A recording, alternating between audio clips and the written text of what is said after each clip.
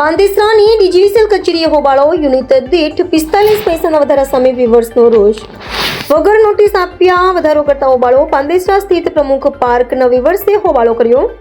કચેરીએ જે ભાવ વધારો પરત ખેંચવાની કરી માંગ. અગાઉના બાકી બિલ ભરવા વિવર્સ તૈયાર, છતાં યુનિટ દીઠ 45 પૈસાના ભાવ વધારો. પ્રમુખ પાર્કમાં 1200 જેટલા ઇન્ડસ્ટ્રીયલ યુનિટ, જે ઉધનાથી લઈ સચિન સુધી 40,000થી વધુ યુનિટની સંખ્યા. તાત્કાલિક ભાવ વધારો પરત ખેંચવાની માંગ.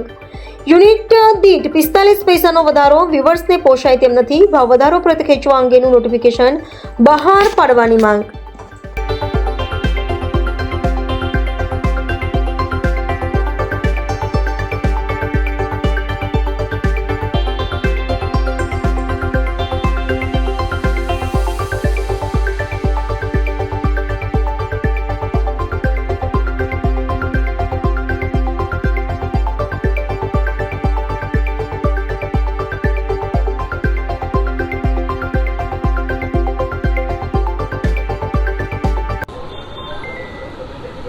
आज जीबी खाते આવ્યા તો શું હતું મામલો?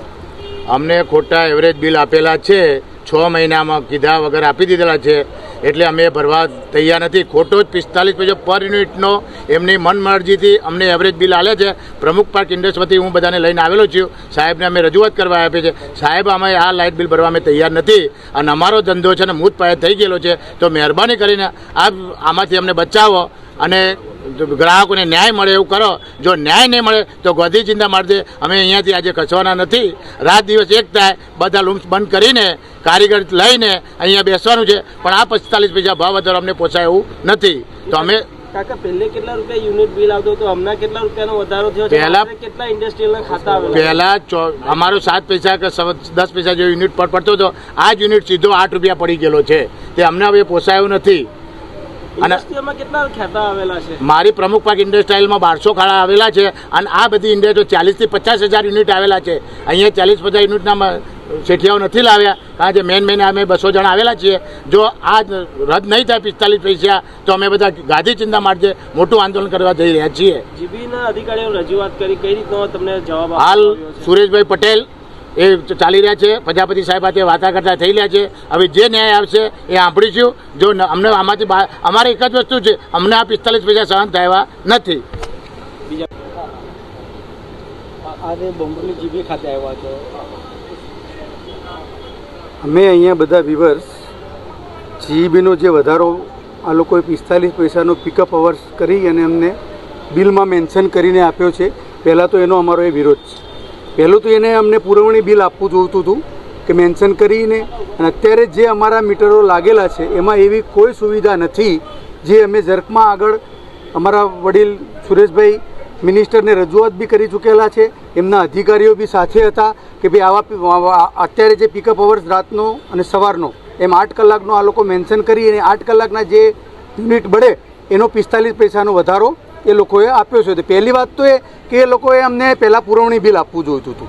અને અત્યારે અમારે એ વિકમના છે કે રાત્રે એ કઈ રીતે અમારા મીટરમાં મેન્શન કરી શકે કે ભાઈ આ 4 કલાકના આટલા યુનિટ અને એના ગુણા 45 પૈસા, એવી કોઈ એમની ટેકનિકલ સુવિધા બી નથી. અને એ લોકો એમ કહે છે અમારા હવે 2025થી ઓર્ડર આવ્યો છે, 3 મહિના સિવાય કોઈ આમ અત્યારે મીટર જે છે એ 3 મહિના સિવાય કોઈ મેન્શન થાય એવું નથી. તો એ લોકોએ 1 વર્ષનો કે 8 મહિનાનો વધારો અમને આપ્યો છે, જે અમે અમને આ સ્વીકાર્ય છે. અને કોઈ રૂલ્સ એવું લખેલું નથી જે અમારી જાણકારી છે કે ભાઈ આ તમે આની અંદર મેન્શન કરો. એમને પુરવણી બિલ આપવું જોઈતું હતું, જેથી અમે એ પુરવણી બિલ લઈ અને મેન્શન એ લોકોએ કરી આપ્યું હોય તો એ મેન્શન કઈ રીતે અમને ખ્યાલ આવે આમાં કે આટલા યુનિટ આટલા દિવસે 8 કલાકના બળેલા છે કે નથી બળેલા. સ્માર્ટ મીટર લગાવ્યા પછી શું લાગે કે એમાં ગુબાચારી થઈ રહ્યું છે? સ્માર્ટ એ લોકો એવું કહે છે કે સ્માર્ટ મીટર લગાવો. અમે સ્માર્ટ મીટરનો વિરોધ કરતા નથી. તો પહેલાં પાવર સ્માર્ટ કરો, પાવર ફેક્ટર સ્માર્ટ કરો, ડીપી સ્માર્ટ કરો, પછી અમે સ્માર્ટ મીટર લગાવી દઈએ.